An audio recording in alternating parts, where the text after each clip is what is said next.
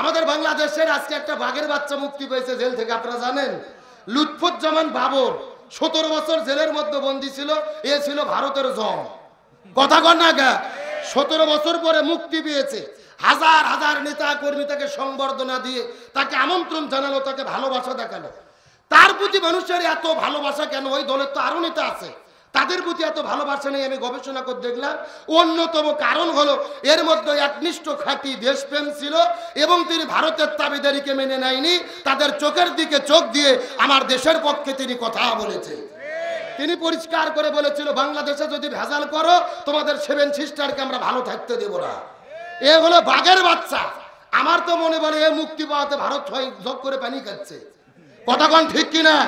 পরিষ্কার করে বোঝেন। ভালো করে বোঝানোর জন্য আপনাদেরকে বলি, আমাদেরকে বলা হয় ভারত আমাদের বন্ধু। আসলে বলেন তো ভারত কি আমাদের বন্ধু? আচ্ছা, আপনার যদি কেউ বন্ধু হয়, ওই বন্ধুকে আপনার বাড়ির পাশ দিয়ে তার কাটার বেড়া দেবে? কথা কন না কে? তো পৃথিবীর কোন দেশও তার কাটা বেড়া লাগলো না, ভারত আমাদের সামনে দিয়ে কেন তার কাটার বেড়া দিল? ভারত থেকে বাংলাদেশের 57টা নদী ঢুকেছে, তার 54টা নদীর মধ্যে দিয়ে তারা বাঁধ নির্মাণ করেছে। ফারাক্কা বাঁধ, তিস্তা ব্যারেজ, টিপাই মুখ বাঁধ, সবগুলো বাদ দিয়ে বন্যার দিন আমাদের পানি ছেড়ে দিয়ে ডুবাইয়া মারে, আর খরার দিনে পানি আটকে দিয়ে না খাওয়াইয়া মারে। এগুলো কি বন্ধুর কাম না শত্রুর কাম? এ জোরে কন না কে? ভারত যে আমাদের শত্রু, এটা আমরা যত দ্রুত বুঝবো আমার দেশের নাগরিকদের জন্য তত কল্যাণ। একটা কথা পরিষ্কার করে বলি, ভারত বলেছিল বাংলাদেশে পেঁয়াজ দেবো না, রসুন দেবো না, আদা দেবো না। আমরা বাংলাদেশের মানুষ বলেছিলাম তোমাদের পেঁয়াজ আর আলু আমরা খাবো না। 15 দিন ওদের আলু আর পেঁয়াজ খাইনি। এখন ভারতে পেঁয়াজ হলো 1.5 টাকা কেজি, আলু হলো 2 টাকা কেজি। আলু আর পেঁয়াজ পচে যাচ্ছে, রাস্তা ফেলে দিয়ে কৃষকেরা নরেন্দ্র মোদীর বিরুদ্ধে আন্দোলন করতেছে। আল্লাহু আকবার বলেন। আল্লাহর কোরআন বলেছেন মাকারু ওয়া মাকারাল্লাহ আল্লাহু খায়রুল মাকিরিন। তারাও ষড়যন্ত্র করে, আল্লাহও কৌশল অবলম্বন করে, কার কৌশল বিজয় হয়। আর আমার দেশে একটা কথা আছে, অন্যের জন্য গর্ত খুললে ওই গর্তে নিজেকেই। সুতরাং পরিষ্কার করে বলি, এই বাংলার জমিনে 18 কোটি জনগণ রাজপথে নেমেছিল। আমাদের প্রিয় ভাই আবু সাইদ বন্দুকের কাছে বুক পাতিয়ে দিয়ে চিৎকার করে বলেছিল, আমার মনে দারুণ ঝড়, বুক পেতেছি, গুলি কর। একে একে 4টে গুলি করে তাকে শহীদ করে দিয়েছে। মুগ্ধ ভাই পানি বিতরণ করতে গেছে, শহীদ করে দিয়েছে। 1700 ছাত্র জনতা জীবন দিলেন, 18 কোটি জনতা রাজপথে নেমেছিল। স্বৈরাচার দেশ ছাড়তে বাধ্য হয়েছে। প্রয়োজনে বাংলাদেশের 18 কোটি জনগণ হাতে হাত রেখে মাথায় কাপড়ের কাপড় বেঁধে আবার রাজপথে নামবো। তারপরও বাংলাদেশের স্বাধীনতা, সার্বভৌমত্ব 1 ইঞ্চি মাটি নিয়ে ওই ভারতের দাদা বাবুদেরকে আমরা সিনিমিনি খেলতে দেব না, দেব না, দেব না। এ বগুড়ার তৌহিদি জনতা, আল্লাহু আকবার বলতে কি কোনো ভয় আছে? কোনো টেনশন আছে? এই বাংলাদেশে আল্লাহু আকবার বলতেও ভয় ছিল, নারাই তাকবীর আল্লাহু আকবার স্লোগান দিতেও ভয় ছিল, যতদিন পর্যন্ত স্বৈরাচার হাসিনা বাংলাদেশে ছিল। আর একটু জোরে বলেন। এরকম হাজার হাজার মানুষের দরকার নেই। আপনার 10 জন মানুষ যদি দুপচেছিয়া থানার সামনে গিয়ে নারাই তাকবীর আল্লাহু আকবার স্লোগান দিতেন, কিছুক্ষণ পরে পুলিশ এসে গোলাগুলি শুরু করত। আর এরকম মাহফিল যদি করতে চাইতেন, ডিসি অফিস, এসপি অফিস, এলাকার ছুটকে ফাটকে তেল তেলা গোয়েন্দার নেতার বাড়ি ঘুরতে ঘুরতে অন্তত 6 জোড়া করে স্যান্ডেল ক্ষয় হতো। তারপরও দেখা গেছে এক নেতার নাম পোস্টারে দিলে আর এক নেতার মন খারাপ, আর এক নেতার নাম পোস্টারে দিলে আর এক নেতার মন খারাপ। ওদের নিজেদের মধ্যে কুকুরের মতো কামড়া কামড়ির কারণে হাজারো কোরআনের মাহফিল বাংলাদেশে বন্ধ হয়েছে। যে আল্লাহ তাআলা নতুন স্বাধীন একটি দেশ আমাদেরকে দান করলেন, আমরা খুশি না বেজার? আরো জোরে বলেন, চিৎকার করে বলেন তো দেখি আল্লাহু আকবার। ওই স্বৈরাচার ভারত থেকে বাংলাদেশে এসেছিলেন ভারতের এজেন্ট হয়ে, মূলত বাংলাদেশ থেকে ইসলাম এবং মুসলমানদেরকে শেষ করে দেওয়ার জন্য। তার ধারাবাহিকতায় গত 16 বছরে আমরা দেখেছি বাংলাদেশের শিক্ষা ব্যবস্থার মধ্য থেকে কোরআন হাদিসের শিক্ষাকে কেটে দিয়ে তারা ঢুকিয়ে দিয়েছিল বান্দরের শিক্ষা। হাজার হাজার আলেমদেরকে জেলের মধ্যে বন্দী করেছে, দাড়ি টুপিওয়ালাদেরকে গ্রেপ্তার করে জঙ্গিবাদের নাটক করেছে। এমনকি যখন তাদের ক্ষমতার চেয়ে নড়বড় হয়ে গেল, ভারতের ইশারায় তারা চিন্তা করে দেখেছিল বাংলাদেশের সবচাইতে শক্তিশালী ইসলামী দল হলো বাংলাদেশ জামাত ইসলামী।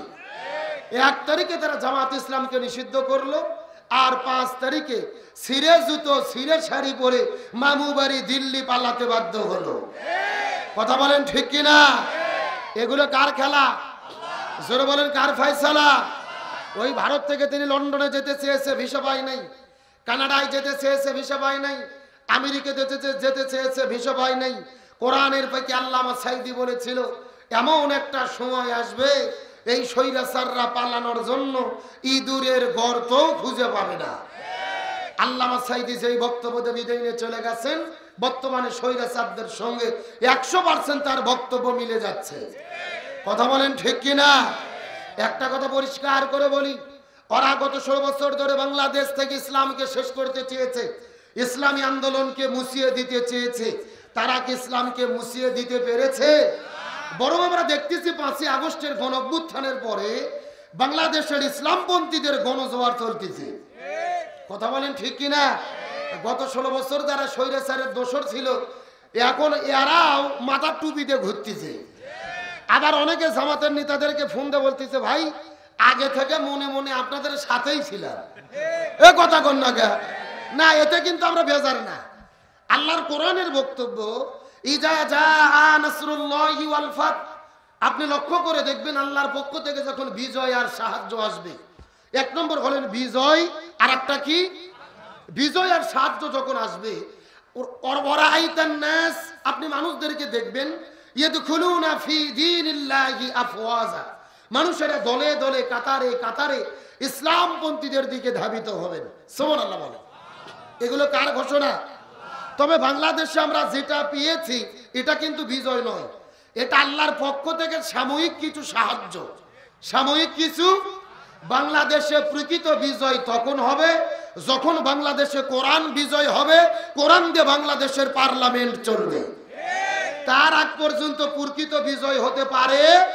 তাহলে গভীর মনোযোগ, ইসলামের যখন আল্লাহর পক্ষ থেকে সাহায্যের বিজয় আসবে, মানুষের ইসলামী দলের প্রতি ধাবিত হবে। কার কথা? গভীর মনোযোগ লক্ষ্য করুন। আমার নবীজি মক্কা বিজয়ের দিনে সবাইকে সাধারণ ঘোষণা করলেন, সবার জন্য ক্ষমা। কিন্তু রসুল বললেন, কিন্তু কি বলেছেন? উমুক ব্যক্তির ক্ষমা নাই, উমুক ব্যক্তির ক্ষমা নাই। এই 14 জন ব্যক্তি যদি ঘরের মধ্যে ঢোকে, ওখান থেকে তাদেরকে আটক করো। যদি কাবা ঘরের ভেতরেও ঢোকে, ওখানেই তাদেরকে ধরে হত্যা করো। কার কথা? রসুলের হুকুম। তার মানে বোঝা গেল সাধারণ ক্ষমা কিন্তু সবার জন্য না। একেবারে খোলামেলা বোঝার জন্য বলি, বাংলাদেশের গত 16 বছর যারা আওয়ামী লীগ করছে বা আওয়ামী লীগ দলের সমর্থক ছিল কিন্তু কোনো অন্যায় করেনি, এদের জন্য সাধারণ ক্ষমা। কথা কন না গা। কিন্তু যারা প্রকাশ্য দেওয়ালোকে অন্যায়ের সঙ্গে জড়িত ছিল, হাজার হাজার নিরপরাধ মানুষের নামে লিস্ট করে থানায় জমা দিয়ে মানুষদেরকে ঘর বাড়ি ছাড়া করেছে, নিরপরাধ মানুষের নামে লিস্ট দিয়ে ক্রস ফায়ার করেছে, এই বাংলার জমিনে গণহত্যা করেছে, নিরপরাধ মানুষকে জুলুম করেছে, অন্যায় অপরাধ যারা স্পষ্টভাবে জড়িত তাদের বিচার বাংলার জমিনে হতেই হবে। কথা কি ক্লিয়ার না ভেজাল আছে? আসেন আমি যাব অন্য প্রেক্ষাপটে। স্বৈরাচার পালিয়ে যাওয়ার পরেই কিন্তু ষড়যন্ত্র বন্ধ হয়নি। বাংলাদেশ থেকে ভারতে যাওয়ার পরে ভারত থেকে বাংলাদেশ নিয়ে ষড়যন্ত্র চলছে। আমরা দেখেছি বাংলাদেশের পতাকায় আগুন লাগিয়ে দিতে, দূতাবাসে হামলা করতে। তারা বলেছে বাংলাদেশে পেঁয়াজ দেব না, রসুন দেব না, আলু দেব না। কারণ কি? বাংলাদেশের মানুষেরা হিন্দুদের বাড়ি ঘরে হামলা করেছে, হিন্দুদের ব্যবসা প্রতিষ্ঠান ভেঙেছে। আর ভারতের কিছু মিডিয়ার সাংবাদিক আছে, মনে হয় ওগুলো সাংবাদিক না, ওগুলো হলো হকার মলম বিক্রেতা। কথা কর না গা। আচ্ছা, আপনারা কি পাগলা মলম সেবনের নাম শুনেছেন? শ্রীপুরের ট্যাবলেট নাম শুনেছেন? এগুলো হকারেরা বিক্রি করে না? এইরকম একটা সাংবাদিক আছে যার নাম ময়ূক রঞ্জন ঘোষ। ছাগলের 3 নম্বর বাচ্চার মতো লাপায়ার সংবাদ পড়ে, বলে এই যে হিন্দুদের বাড়িতে হামলা হলো, এই যে হিন্দুদের ব্যবসা প্রতিষ্ঠান ভাঙলো। চিৎকার করে সত্য করে বলবেন, স্বৈরাচার পালিয়ে যাওয়ার পরে আপনারা কি হিন্দুদের বাড়িতে হামলা করেছেন? তাদের ব্যবসা প্রতিষ্ঠান ভেঙেছেন? বরং আমরা দেখেছি গত দুর্গা পূজায় জামাত ইসলামের ভাইরা, শিবিরের ভাইরা, বিএনপির নেতারা হিন্দুদের মন্দিরে মন্দিরে পাহারা দিয়ে, নিরাপত্তা দিয়ে তাদের দুর্গকে নিরাপত্তা দিয়েছে। আমরা তাদের দুর্গকে নিরাপত্তা দেই, আর এরা মুসলমানদের কলিজার টুকরো বাবরি মসজিদ ভেঙে ওই জায়গায় তারা রাম মন্দির তৈরি করে। সুতরাং আমরা নরেন্দ্র মোদীকে বলি, তোমরা নিজের সরকারি তেল দাও। বাংলাদেশের হিন্দুরা জামাই আদরে বসবাস করতেছে, তোমরা ভারতের মুসলমানদের নিরাপত্তা নিশ্চিত করো। একটু জোরে বলেন না। গভীর মনোযোগ, ভালো করে বোঝেন। ভারত এই বাংলাদেশের উপরে আধিপত্য বিস্তার করতে চায়, আমাদেরকে খেলার পুতুল বানিয়ে তাদের ইশারায় চালাতে চায়। আর এই জন্যই ৭১ সালে আমাদেরকে তারা সাহায্য করে স্বাধীনতার নামে আমাদের দেশটাকে তাদের হাতে তুলে নিয়েছিল। এটা আমরা যত দ্রুত বুঝবো আমার দেশের নাগরিকের জন্য তত কল্যাণ। আমাদের বাংলাদেশের আজকে একটা বাঘের বাচ্চা মুক্তি পেয়েছে জেল থেকে, আপনারা জানেন? লুৎফুজ্জামান বাবর ১৭ বছর জেলের মধ্যে বন্দী ছিল। এ ছিল ভারতের জম। কথা কন না গা? ১৭ বছর পরে মুক্তি পেয়েছে। হাজার হাজার নেতা কর্মী তাকে সংবর্ধনা দিয়ে তাকে আমন্ত্রণ জানালো, তাকে ভালোবাসা দেখালো।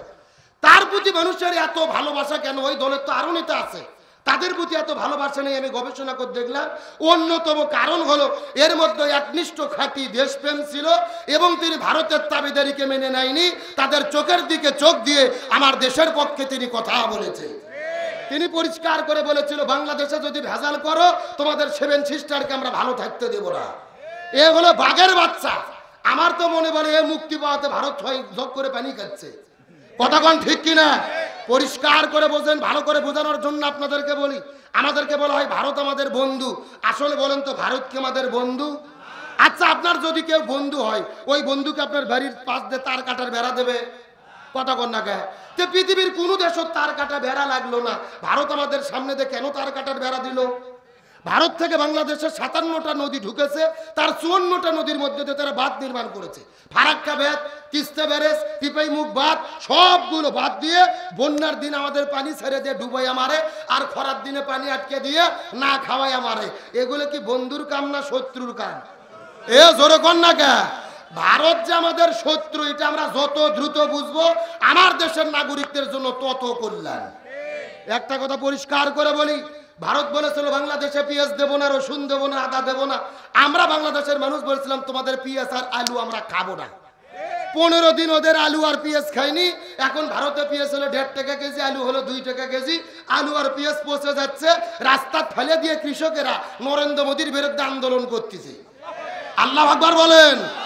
আল্লাহর কোরআন বলেছেন মাকারু ওয়া মাকারাল্লাহ আল্লাহু খায়রুল মাকিরিন। তারাও ষড়যন্ত্র করে, আল্লাহ কৌশল অবলম্বন করে, কার কৌশল বিজয় হয়।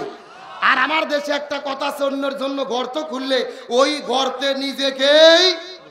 সুতরাং পরিষ্কার করে বলি, এই বাংলার জমিনে 18 কোটি জনগণ রাজপথে নেমেছিল। আমাদের প্রিয় ভাই আবু সাইদ বন্দুকের কাছে বুক পাতিয়ে দিয়ে চিৎকার করে বলেছিল, আমার মনে দারুণ ঝড়, বুক পেতেছি, গুলি কর। একে একে 4টে গুলি করে তাকে শহীদ করে দিয়েছে। মুগ্ধ ভাই পানি বিতরণ করতে গেছে, শহীদ করে দিয়েছে। 1700 ছাত্র জনতা জীবন দিলেন, 18 কোটি জনতা রাজপথে নেমেছিল। স্বৈরাচার দেশ ছাড়তে বাধ্য হয়েছে।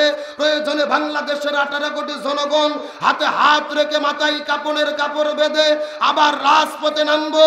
তারপরও বাংলাদেশের স্বাধীনতা, সার্বভৌমত্ব 1 ইঞ্চি মাটি নিয়ে ওই ভারতের দাদা বাবুদেরকে আমরা সিনিমিনি খেলতে দেব না, দেব না, দেব না। কারা কারা রাজি? দুটো হাত আল্লাহকে তুলে দেখান।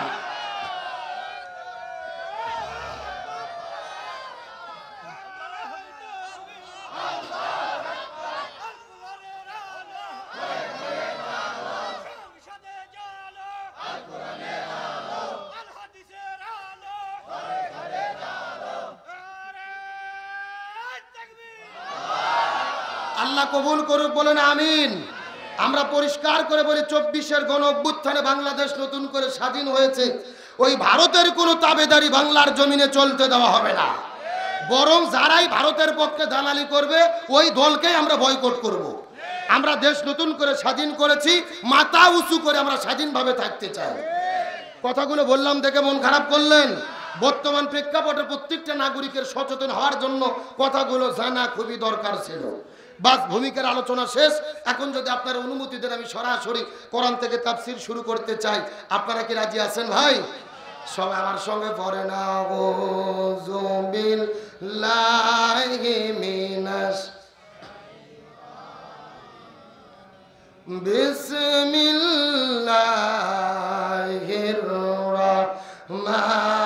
রহমানির রহিম।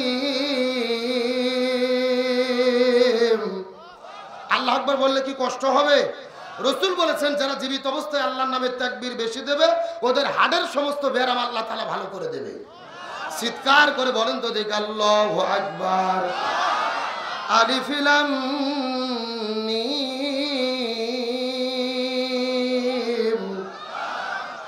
হাসিবান নাসু আন ইউতরাকু আন ইয়াকুলু আমান্না ওয়া হুম লা ইফতানুন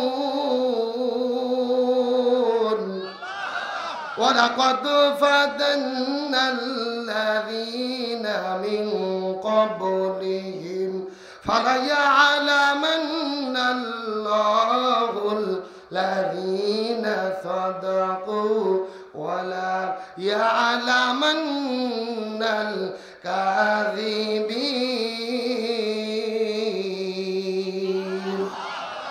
সূরা আনকাবুত 20 নম্বর পারার 15 নম্বর পৃষ্ঠার 10 নম্বর লাইন 1 থেকে 3 নম্বর আয়াতে কারিমা। তাফসীর ইবনে কাসির, তাফসীরে কুরতুবী, তাফসীরে মনির, তাফসীরে মারিফুল কোরআন, তাফসীরে খাজিন, তাফসীরে তাবারি, তাফসীরে ফি জিলালিল কোরআন, তাফসীরে তাফসীরুল কোরআন এই আয়াতের উপর ভিত্তি করে 1 নয় 2 নয় অন্তত 10টা তাফসীর গ্রন্থ আমি দেখেছি। এই আয়াতের ভিতরে আল্লাহ তাআলা এত পরিমাণ কথা বলেছেন।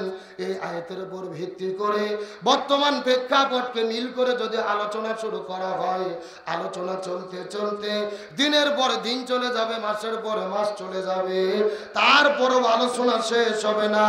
জোরে বলা যাবে কি মারহাবা। এটা কোরআনের মুজিজা। কোরআনের আলোচনা শুরু হবে কিন্তু শেষ হবে, এটা কার বক্তব্য?